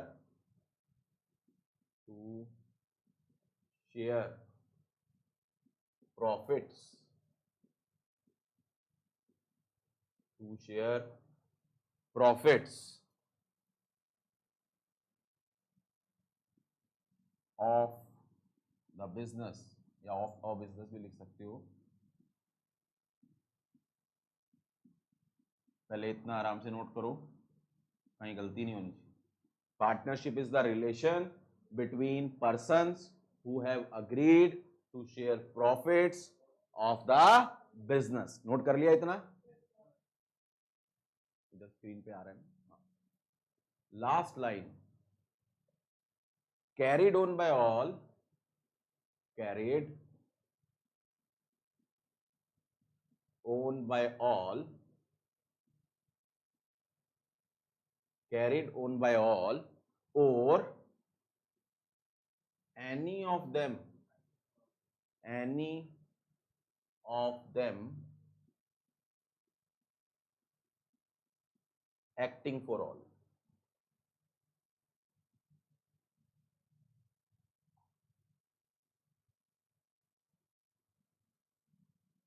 मैं दोबारा रिपीट कर रहा हूं, पार्टनरशिप इज द रिलेशन, बच्चे देख लेना, partnership is the relation between persons who have agreed to share profits of the business carried on by all or any of them acting for all. This is the definition given under section 4 of Indian Partnership Act. ये partnership की definition है. ये किसकी definition है? Partnership की definition है. And पूरी की पूरी पार्टनरशिप जो है किस एक्ट से गवर्न हो रही है? इंडियन पार्टनरशिप एक्ट से. यानी everything is defined under partnership act. हम पार्टनरशिप एक्ट के बियॉन्ड जाके कोई काम नहीं कर. अब इसको कैसे देखो, एक बार रीड करो अच्छे से 2-3 बार तो आपको लर्न भी हो जाएगा. देखो पार्टनरशिप क्या है? ऐसे पार्टनरशिप क्या है? Is the relation. किनके बीच में? जिन्होंने क्या अग्रीड. किस चीज के लिए? प्रॉफिट्स. किस चीज के? Of the business which is carried on by all और any of them acting for all. अब रट्टा मार लिया बहुत बढ़िया हो जाएगा, खत्म नहीं. इसको समझना एक एक वर्ड का मीनिंग. चलो अच्छी बात है, आ गया तो इतने से ही आ गया, तो ऐसे तो आएगा नहीं यार. चल तूने अभी जो सोचा है ना, जब मैं पूरा करा लूंगा ना, फिर उसके बाद मुझे ईमानदारी वाला आंसर दियो, ठीक है? अभी मैं तेरे से कुछ नहीं पूछ रहा. चले, थके तो नहीं? Enjoying your life. चलो, तो पार्टनरशिप क्या है? Is the relation. सबसे पहला पॉइंट अंडरलाइन कर लो, रिलेशन बिटवीन पर्सन्स. देखो अंडरलाइन करो, यही इनके फीचर भी निकलेंगे. इसी से आपका 6 नंबर का क्वेश्चन बन जाएगा. Right a short note on partnership, essentials of a partnership. Who have agreed. किस चीज के लिए? प्रॉफिट्स. किस चीज के लिए? Of the business. जो जो अंडरलाइन कर रहा हूं. एंड लास्ट पॉइंट तो पूरा करेंगे, which is carried on by all और any of them acting for all. ठीक है, लर्न हो गई होगी डेफिनेशन मेरे ख्याल से. तो मार लिया होगा रट्टा ना लायकों ने. अभी तो समझेंगे. ठीक है बेटा. तो पार्टनरशिप क्या है? Is the relation between persons who have agreed to share profits of the business carried on by all और any of them acting. I hope so ये डेफिनेशन सबने नोट कर ली होगी. ठीक है, जो बच्चे पढ़ रहे हैं वहां पे भी उन्होंने भी नोट कर ली होगी. बच्चे पार्टनरशिप की डेफिनेशन सेक्शन 4, थोड़ा सा स्क्रीन पे कम आ रहा था. सेक्शन 4 पार्टनरशिप की डेफिनेशन को डिफाइन करता है. मैं एक बार चाहोगे तो मैं एक बार और बच्चों के लिए नीचे लिख दूं पार्टनरशिप की जो डेफिनेशन है. यहाँ पे थोड़ा नीचे लिख देता हूँ, स्क्रीन पे आ जाए.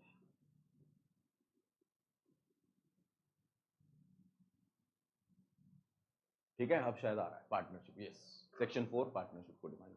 अर्शिया आंखें बंद करके. ठीक है, पहला लाइन क्या था? पार्टनरशिप क्या है? प्रोसेस. कहाँ है मेरा डंडा? बताना जरा, नीचे से नहीं. मैनेजमेंट क्यों सोच रही है? यहां रहा अकाउंट्स में. पार्टनरशिप क्या है? Is the relation between person who have agreed to share profits of the business carried on by all or any of them acting for all. अब यहीं रहना. अभी इसमें से कुछ पॉइंट्स मैं शुरू करा रहा हूं, पूरी तो नहीं हो पाएगी. अब देखो बेटा, एक एक करके मैं ये हटा रहा हूं, एक एक करके हम लोग इन पॉइंट्स को डिस्कस करना है, तब जाके पार्टनरशिप की डेफिनेशन कंक्लूड. जैन साहब, आपने जो सोचा है, समझा है, उन भावनाओं को भी अपने पास रखना. फिर हम देखेंगे कि आपने क्या सोचा है और क्या समझा है. ठीक है, चलो. सबसे पहला पॉइंट क्या है? पार्टनरशिप क्या है? Is the relation. तो पार्टनरशिप एक रिलेशन है. ये जो रिलेशन वर्ड है, इसमें दो चीजों की इंटरप्रिटेशन होती है. दो इंटरप्रिटेशन का मतलब मीनिंग निकलता है. ठीक है, हिंदी नहीं, रिलेशन का मतलब रिश्ता होता है. तो यहां पे रिलेशन की अगर हम बात करें तो रिलेशन, एक बात बताओ, किसी रिलेशन के लिए मिनिमम कितने लोगों की जरूरत होती है? तो पार्टनरशिप में पढ़ा था ना, minimum 2 partners are required, 2 person are required. तो वो 2 कहां से आ रहा है? Relation word. पढ़ा था ना, पार्टनरशिप में 2 चाहिए. तो 2 की जो मिनिमम रिक्वायरमेंट है वो यहां से आती है. मिनिमम 2 की. मैक्सिमम की तो हम बाद में बात करेंगे.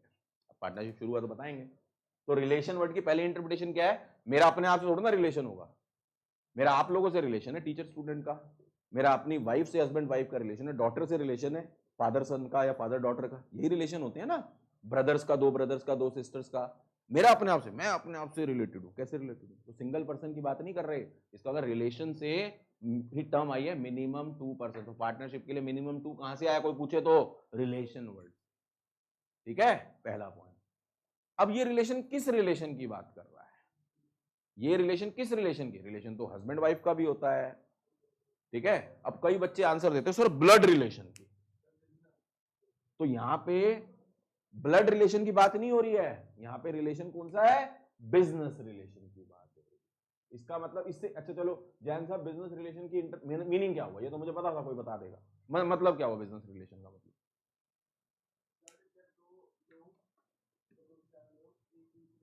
वो तो मुझे समझ आ गया, 2 लोग या 200। और कुछ बता इसमें, तब मजा आएगा, मैं मानूंगा तू समझा। सबसे मेन नहीं भैया, यहाँ ये बात हो रही है रिलेशन होना चाहिए। रिलेशन कौन सा होना चाहिए? बिजनेस रिलेशन होना चाहिए। इसका मतलब चाहे वो दोनों लोग नोन हो या अननोन हो। इसका मतलब क्या दो अननोन लोग पार्टनरशिप कर सकते हैं? Answer is yes. कहीं रिस्ट्रिक्शन है? तो अर्शिया मुझे नहीं जानती, अर्शिया और कहती है सर मेरे ना दिमाग में बिजनेस आ रहा है, मुझे आइडिया आया। मैंने कहा ठीक है, मेरे को पसंद आया। क्या हम दोनों अननोन है मान लो, तो क्या हम बिजनेस कर सकते हैं? यस, पार्टनरशिप फर्म की फॉर्म में। इज तो रिलेशन की इंटरप्रिटेशन दो हैं क्या? एक तो minimum 2% are required, and business जो है, बिजनेस रिलेशन होना जरूरी है। बिजनेस रिलेशन का मतलब क्या है? इसका मतलब क्या हस्बैंड वाइफ पार्टनरशिप कर सकते हैं? हाँ, तो इसका मतलब यहां पे सिर्फ ब्लड रिलेशन की बात नहीं है। क्या हस्बैंड वाइफ में ब्लड रिलेशन होता है? वो तो बहन भाई बन जाएंगे, है ना। मैं बच्चों को यही समझाता हूँ, तो बच्चों को अच्छा नहीं, कई बार ना वो इसमें होते हैं, मैं कई जगह पे ना ब्लड रिलेशन लॉ में आता है, ब्लड रिलेशन होना जरूरी है। तो मैं एग्जांपल देता हूँ, तो पूछता हूँ, तो कहते हैं हस्बैंड वाइफ में ब्लड रिलेशन, वो कैसे हो गया? बिना सोचे समझे बोलते हैं ना, फिर वो धीरे धीरे अच्छा अच्छा अच्छा, गलती होगी बहुत बड़ी वाली। ठीक है, तो यहाँ बिजनेस रिलेशन का भी मतलब है ना, बिजनेस रिलेशन से इंटरप्रिटेशन आती है कि पार्टनरशिप चाहे दो नोन लोग हों या अननोन लोग, अननोन लोग भी पार्टनरशिप कर सकते हैं अगर उनको आपस में बिजनेस करना है, कोई लॉ ने रोक टोक नहीं। Now it's up to you people, आप करना चाहते हो या नहीं करना। लॉ ने तो डिफाइन कर दिया। तो पार्टनरशिप क्या है? इट इज द रिलेशन किनके बीच में? बिटवीन, डेफिनेशन में कहीं टू नहीं है, ठीक है, बिटवीन पर्सन। वो तो टीचरें बता देती है टू, और वो रिलेशन से हो तो गया, वो दोबारा क्यों रिपीट कर रहे हैं? Between person. नाउ पर्सन्स की बात करते हैं, बहुत इंपॉर्टेंट है, भावनाएं आएंगी, इमोशंस आएंगे इसमें उमड़ उमड़ के, क्योंकि हमने जिंदगी में गलत सलत चीजें देखी हैं। पर्सन्स, पर्सन्स की बात कर रहे हैं, बिटवीन पर्सन्स। मिनिमम 2 चाहिए, रिलेशन से आ गया, और वो कौन होने चाहिए? पर्सन। इसका मतलब अब पर्सन कौन है? पर्सन कौन? तो पर्सन को डिफाइन किया, person can B natural, person can B artificial. नहीं, ये हम लॉ की बात कर रहे हैं, सुनो तो सही ध्यान से, पूरी बातें सुनो, बातें सुनो। हाँ, इसका मतलब क्या हुआ? अब इस पे एग्जांपल्स कराता हूं आप लोगों को। इसका मतलब मिनिमम 2% आर रिक्वायर्ड, रिलेशन से पता चला minimum 2%। Person can be both natural, person can be both natural, person can be both artificial, one natural one artificial. And artificial का सबसे मेन एग्जांपल है company. Company is an RT, अभी तो incorporated बताया था ना, इन द आईज ऑफ लॉ वो person है। कौन सा पर्सन होगा? आर्टिफिशियल। हाँ, और अनइनकॉर्पोरेटेड का मतलब क्या बताया था? विच does not have the separate legal entity. इसका मतलब इन the eyes of law partnership firm जो है, मेरे वर्ड्स ध्यान रखना, इन the eyes of law partnership firm is not a artificial person, वो पर्सन नहीं। क्लियर है? अब इसके ऊपर केस स्टडी करते हैं, ठीक है।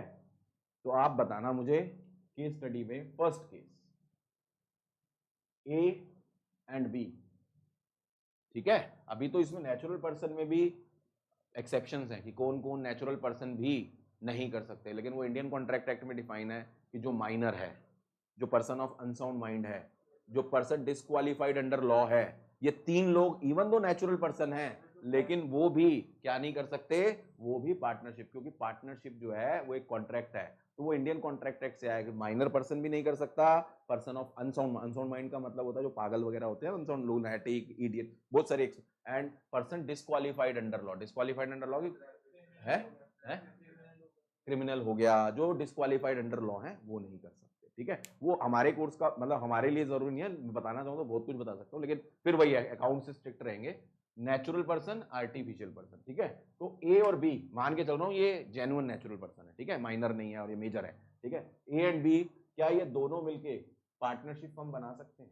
ये नोट करते जाना, ये नोट करते जाना, एग्जाम्पल्स वगैरह नोट करते जाना, ये सारे काम के हैं, कहीं ना कहीं केस स्टडी में पाए जाएंगे, बाद में समस्याएं हो जाएंगी। ये मैं किसकी बात कर रहा हूं कि क्या ये दोनों मिलके पार्टनरशिप फर्म बना सकते हैं या नहीं बना सकते। Person can be both natural, person can be both artificial, one natural one artificial. A and B मिलके पार्टनरशिप फर्म बना सकते हैं, मिनिमम 2 की रिक्वायरमेंट पूरी हो रही है। हमें क्या चीज चेक करनी है? 2 चीजें, एक तो मिनिमम 2 होने चाहिए और पर्सन होने चाहिए, दोनों सेटिस्फाइड होने चाहिए। ए एंड बी दोनों मिलके फर्म बना सकते हैं। क्लियर है? मिनिमम 2 में भी आ रहे हैं और नेचुरल, ठीक है।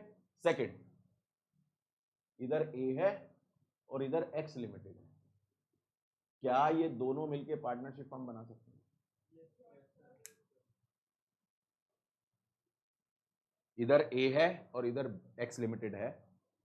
मैंने कंपनी मैंने बताया था, प्राइवेट कंपनी, पब्लिक कंपनी। मैंने बताया था कंपनी 2 पार्ट में है, प्राइवेट का प्राइवेट लिमिटेड होगा एंड पब्लिक के पीछे लिमिटेड होगा। तो A is a natural person and X limited is a company, ये दोनों मिलके एक पार्टनरशिप फर्म लीगली बना सकते हैं। अब क्वेश्चन ना दिमाग में आता है बच्चों, सर कंपनी तो आर्टिफिशियल है, फिर वहां तो उसके बिहाफ पे कंपनी क्या करेगी? अपने किसी डायरेक्टर को नॉमिनेट कर देगी ना, जो उसके बिहाफ पे काम करेगा। वो सारी चीजें लीगल है, लेकिन बना लीगली अलाउड। अब ये चीजें ना पढ़ाई नहीं जाती स्कूल में, कुछ नहीं पढ़ाया जाता, मुझे पता है, ठीक है, लेकिन ये पहले जानना तो जरूरी है, ये तो पता चले कौन पार्टनरशिप बना ही कौन सकता है। ये स्टडी आती है, बोर्ड उठा के दे देगा, फंस जाओगे कभी, ठीक है। ये समझ आ गया? क्लियर? नेक्स्ट पूछूं? अब तुम्हें कंसेप्ट पता चल गया ना, तुम्हें जितना मर्जी घुमा लो, अनलेस आप कंसेप्ट को ढंग से अप्लाई नहीं करोगे, हमेशा आपका आंसर ठीक निकलेगा, बस आपको कंसेप्ट को अप्लाई करना है। नेक्स्ट, थर्ड देखो, इधर एक्स लिमिटेड है, इधर वाई लिमिटेड है, क्या ये दोनों मिलकर पार्टनरशिप फर्म बना सकते हैं? मैंने बोला person can be both natural both artificial, one natural one artificial, दोनों आर्टिफिशियल तो क्या, दोनों के डायरेक्टर्स मिलकर काम कर ले, उसमें क्या, लेकिन लीगली अलाउड। चलो नेक्स्ट, अब सोच के आंसर देना, ठीक है। इधर ए है और इधर एक्स वाई एक पार्टनरशिप फर्म है, सोच के आंसर देना, जल्दबाजी में नहीं। क्या ये दोनों मिलके पार्टनरशिप फर्म बना सकती है? सोच के आंसर देना, क्या ये दोनों मिलके पार्टनरशिप फर्म बना सकते हैं? हाँ चेतन,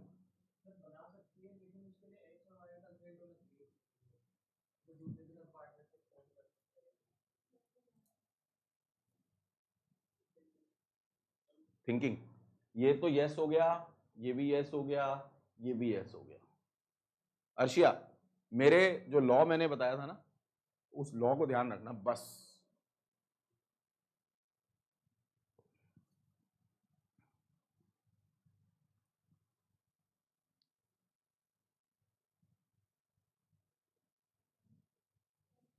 आंसर इज नो, नहीं बना सकते, क्योंकि ए क्या है? Natural person. सुनना ध्यान से, मेरे बात सुनना, जो उसने आंसर दिया उसको अगले एग्जांपल में कवर करूंगा, चैतन्य को।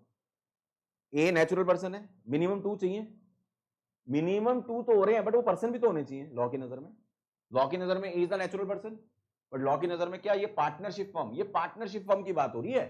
क्या ये पार्टनरशिप फर्म जो है, क्या लॉ की आइज में, in the eyes of law, क्या ये आर्टिफिशियल पर्सन है? Answer is no. तो फिर लॉ की नजर में कितने पर्सन हुए? एक ही हुआ, और सिंगल पर्सन कभी भी पार्टनरशिप फर्म नहीं बना सकता, तो इसीलिए ये स्ट्रेट नो है, स्ट्रेट नो। अभी जो चैतन्य ने आंसर दिया उसको भी आता हो, ठीक है, इतना नोट कर लिया सबने, थर्ड फोर्थ तक नोट कर लिया। नाउ नेक्स्ट आओ,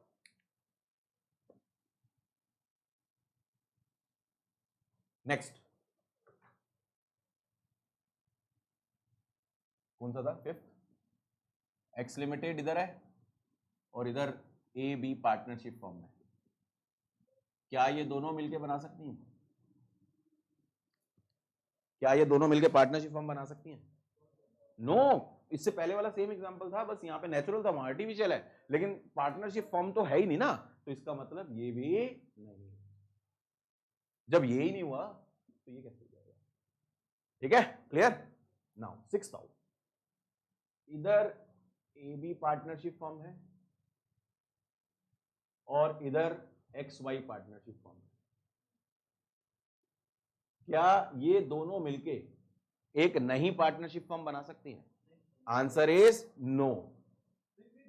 दोनों ही, हाँ, एक जब एक में पर्सन भी कवर नहीं हो रहे तो दो कैसे हो जाएंगे? अब यहां पे चैतन्य वाला आंसर सुनना ध्यान से, यहां पे लॉ ये बोलता है कि A B partnership firm firm की कैपेसिटी में, एक्स वाई पार्टनरशिप फर्म की कैपेसिटी में, ये दोनों मिलकर नई पार्टनरशिप, क्योंकि दोनों ही अनइनकॉर्पोरेटेड है, तो नई एक अनइनकॉर्पोरेटेड कैसे बना लेंगे? ये तो नहीं हो सकता। हाउएवर, अगर इस फर्म के पार्टनर चाहें, अगर कोई पार्टनर चाहे इधर से, लेट से ए चाहता है और इधर से लेट से एक्स चाहता है, दोनों अपनी इंडिविजुअल कैपेसिटी में फर्म बनाना चाहते हैं, इंडिविजुअल कैपेसिटी में, not in the capacity as a firm, तो क्या वो बना सकते हैं? Answer is yes. वो कौन सा केस बन जाएगा? फर्स्ट केस बन जाएगा। एक मिनट, है दोनों नेचुरल, वो फर्स्ट केस बन जाएगा। लेकिन इसने एक बहुत अच्छा पॉइंट बोला था, लेकिन अगर ये जो मान लेते हैं ए यहां से निकल जाता है मतलब ए ये नहीं है कि इस फर्म का पार्टनर नहीं है, पार्टनर है, लेकिन ए अपनी इंडिविजुअल कैपेसिटी में और इधर से एक्स अपनी इंडिविजुअल कैपेसिटी में, ये दोनों एक नई पार्टनरशिप फर्म बनाना चाहे, ये बना सकते हैं, कोई दिक्कत नहीं है इसमें, क्योंकि नेचुरल हो गए ना दोनों। लेकिन यहाँ पे एक पॉइंट है, इंडियन पार्टनरशिप एक्ट में आएगा, लेकिन आपके लिए नहीं है जरूरी, बट पता होना चाहिए। लेकिन ये जो फर्म का बिजनेस है वो इससे कॉन्ट्राडिक्टरी नहीं होना चाहिए, और अगर कॉन्ट्राडिक्टरी है तो फिर इनको पहले इन दोनों पार्टनरशिप फर्म की क्या लेनी पड़ेगी? अप्रूवल लेनी पड़ेगी। ऑब्वियसली उनके कॉन्ट्राडिक्टरी होगा तो लूपहोल, हाँ वो सब चीजें डिफाइन है। अरे टेंशन ना ले यार, मैं बनी की तरह टेंशन ना, मैं तुम्हें ऐसे करा दूं सब वो वहां सब हाँ हाँ हाँ सर ये भी था वो भी था, सीक्वेंस में बड़ो प्रॉपर। मैं कह तो रहा हूं अगर कॉन्ट्राडिक्टरी है तो अप्रूवल लेना पड़ेगा, अगर कॉन्ट्राडिक्टरी है तो अप्रूवल लेने की जरूरत नहीं है। मैं तो अप्रूवल की बात कर रहा हूं कि अप्रूवल लेना नहीं चाहिए। तब क्यों चाहिए? एक बात बता, तू मेरे साथ पार्टनर है, ठीक है, अच्छा एक और छोड़, पार्टनर को छोड़, तू ऐसे ही बता, पार्टनर को तो छोड़ दे, बहुत दूर की बात है। तू मेरे यहाँ पढ़ने आ रहा है, ठीक है, मैंने तेरे को अपना टाइम स्लॉट दे दिया, तू इस टाइम स्लॉट में मेरे पास पढ़ने आ रहा है, उसके अलावा तू कहीं भी जाए, क्या तू मेरी परमिशन लेगा?